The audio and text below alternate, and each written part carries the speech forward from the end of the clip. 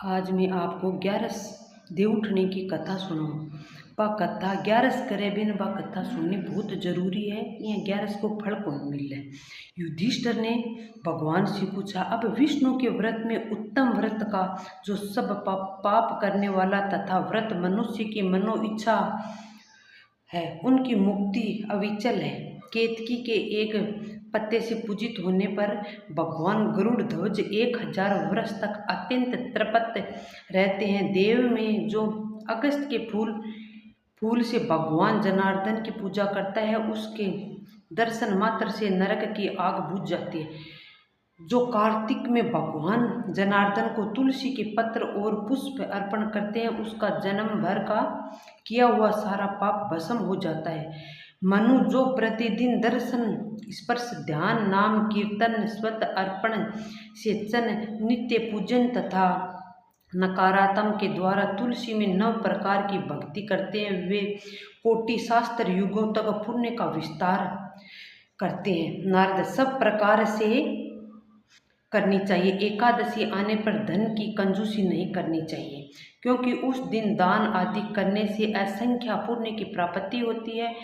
प्रबोधनिक जो जागरण के समय शंख में जल लेकर फल तथा नाना प्रकार के द्रव्यों के साथ श्री जनार्दन को आराध्या देना चाहते हैं संपूर्ण तीर्थों में स्नान करने और सब प्रकार के दान देने जो फल मिलता है वही प्रबोधनी एकादशी को अर्घ्य देने करोड़ों गुना होकर प्राप्त होता है। देव में अर्घ्यात पश्चात भोजन अच्छा दान और दक्षिणा आदि के द्वारा भगवान विष्णु की प्रसन्नता के लिए गुरु जी की पूजा करनी चाहिए। जो मनुष्य उस दिन श्रीमद् भागवत की कथा सुनता अथवा पुराण का पाठ करता है उसे एक एक अक्षर पर कपिला दान का फल मिलता है। मुनि श्रेष्ठ कार्तिक में जो मनुष्य अपनी शक्ति के अनुसार शास्त्र रीति के वैष्णव व्रत एकादशी का पालन करता है एकादशी व्रत तथा पौत्र प्रदान करने वाली है। जो प्रबोधनी को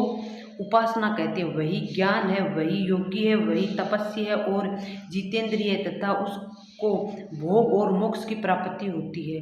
बेटा प्रबोधनी एकादशी को भगवान विष्णु के उद्देश्य से मानव जो स्नान दान जप और होम करता है वह सब अक्षय होता है। जो मनुष्य उस तिथि को उपवास करके भगवान माधव की भक्ति पूर्वक पूजा करते हैं वे जो जन्म के पापों से छुटकारा पा जाते हैं। इस व्रत के द्वारा देवेश्वर जनार्दन संतुष्ट करके मनुष्य संपूर्ण दिशाओं को अपने तेज से प्रकाशित करता है श्री हरि के वैकुंठ धाम को जाता है।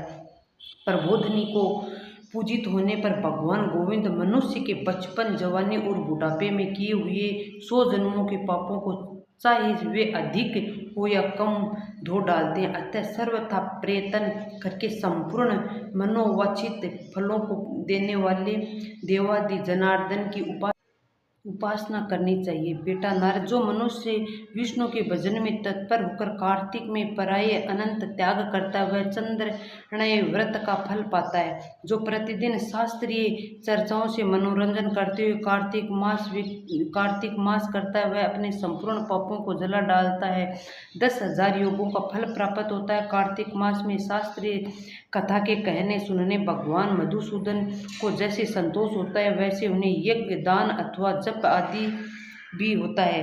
जो शुभ कार्य परायण पुरुष कार्तिक मास में या आधा श्लोक श्री भगवान विष्णु की कथा बांधते हैं उन्हें गोदान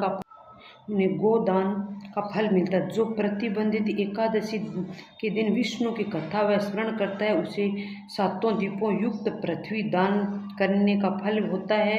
मुनि श्रेष्ठ जो भगवान विष्णु की कथा सुनकर अपनी शक्ति के अनुसार कथावाचक की पूजा करते हैं उन्हें अक्षय लोक की प्राप्ति होती है।